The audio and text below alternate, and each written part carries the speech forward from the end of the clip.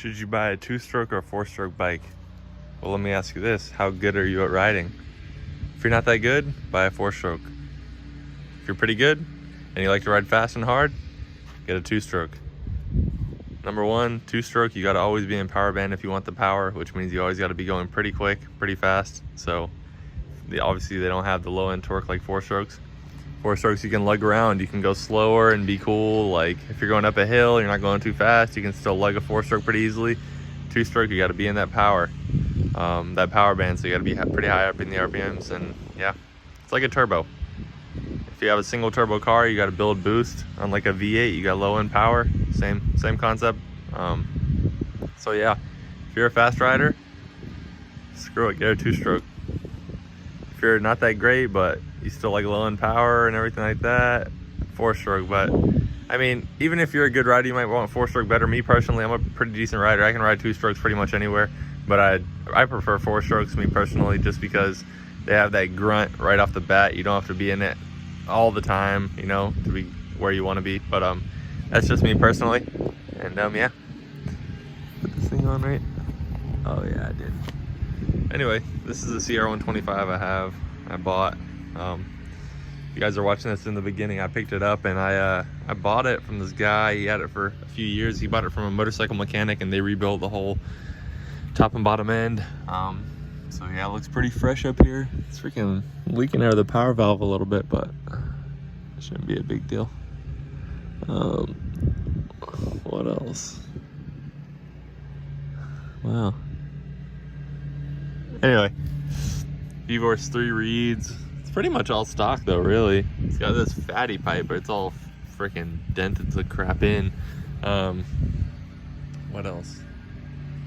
Came with a bunch of crap, like a whole bag full. I paid $1,500 for the bike, and it came. So I'm loading the bike up, and this guy's like, "Hey, let me go get the bag for it." I'm like, "The bag?" He's like, "Yeah, I got a bag that goes with it. I didn't put it in the ad, but it comes with a bag, like all the stuff I don't need because I'm never gonna, you know, ride again." He's like a 50-year-old guy, so he gives me this bag, and literally jam-packed full, brand new helmet, and this is all like name brand stuff. O'Neill. He gave me this chest plate with the pads. It's O'Neill, or it's Element. Pants, a shirt, like brand new goggles in here, O'Neill. Brand new gloves right there, literally brand new. I took the tags off them yesterday, but these are literally brand new. Like, but yeah, gave me this whole huge nice Fox bag for MX. Like, man, super nice, really cool guy. He realized he posted the bike kind of cheap because here in Georgia bikes are getting pretty hard to find, and they're getting a lot more expensive for, you know, older bikes. Like 2 years ago, I wouldn't have paid more than $1,000 for this CR, but now it's risen, and $1,500 is a steal, and I could easily sell it for $2K. But yeah, I got that big bag with it. Has these super good brakes. I don't know if I can't really see what they are, but these things are freaking amazing. Like, you touch the rear brake, it locks the wheel up like super crazy. But yeah, those brakes are super good. I would recommend those to anybody who needs a new set of brakes on their bike. The front brakes are kind of old, but those, they're amazing. Also, this thing, what was I gonna say? Jeez.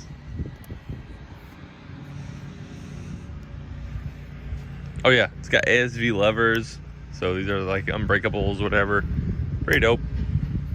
Rental bars. That's about it. Pretty much stock. I mean, my plan with this bike was get the 2020 kit, just like I did for my KX, and make this thing all restyled, make it look like a brand new bike.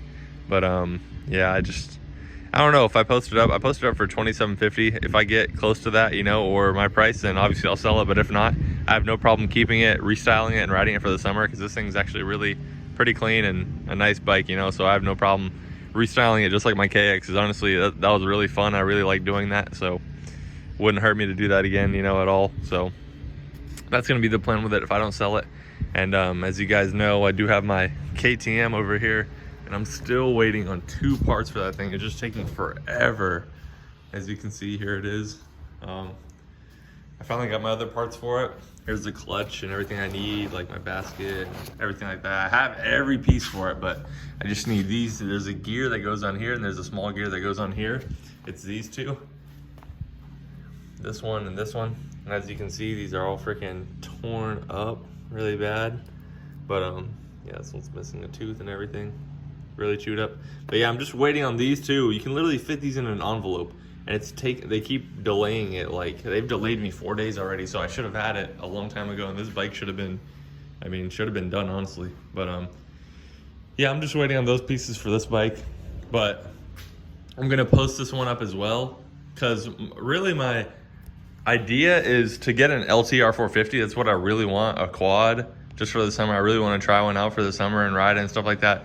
But what my plan is, I'm gonna post this one up, I'm gonna post that one up, whichever one sells first. Maybe it might be the KTM, who knows. Whichever one sells first, I'm gonna use that money and just get an LTR, and then maybe keep the CR just to, you know, switch on and off, like ride a dirt bike, quad, you know, just whichever one I'm feeling. And then whatever at the end of the summer, sell both, sell one, it doesn't matter. But if I sell the KTM, the profit from this, I should be able to easily get a LTR, you know. LTRs go for around 35 to 4, so I think hopefully I can get around 3.5, you know, maybe for this bike, just depending on how good it runs, and if it, you know, runs good after I do all this, you know, give it a good test, give it a, you know, ride it out for a day, and if everything's good, check the oil again, you know, bust it up and let her go. But like I said, hopefully she's good to go. We'll see. Put new grips on it. Oh heck yeah, that sucker's on there. Look at that. New ODI. These are literally the best. My favorite grips are like literally the cheapest and the best. Like, these are my favorite ones. They just feel so good. These are like the same, but these are Renthals. But no, the ODIs, I think they're only $10 from motorsport.com, but they're literally they feel the best. They look the best. I think they're the same ones I had on my KX. I think they're the best grips you can get for a dirt bike these days. But it's my brother's KX 85 2020. This thing's so small. Holy crap. How small it is. But this thing's fast as crap. But yeah, guys, so this CR, we're gonna get her ready to go here soon. If we don't, well, it just depends. I really want to keep this bike just because, man, this thing has some freaking balls. This thing kicks, when power band turns on, this thing kicks like a freaking mule. I don't know if it's just the old Honda 2-strokes or what, but this thing is crazy powerful. Freaking pops up in third gear easily, like hard. It's just, I don't know, I guess it's because it's a fresh bottom and top rebuild, I don't know, but this thing is freaking crazy. I never felt like an older, like my KX wasn't even, I mean, this thing would walk my KX pretty hard, like, but I don't know if it's just because it's a Honda, how they made these old Hondas and people love them, because people do love these old Honda 2-strokes, but I don't know. This thing is stupid fast. That's why I really wanted to keep it. You know, it's really quick, so, you know, why get rid of it? I never checked the oil. Might as well check the oil. But yeah, this thing is stupid quick, but we'll just have to see. Oh yeah.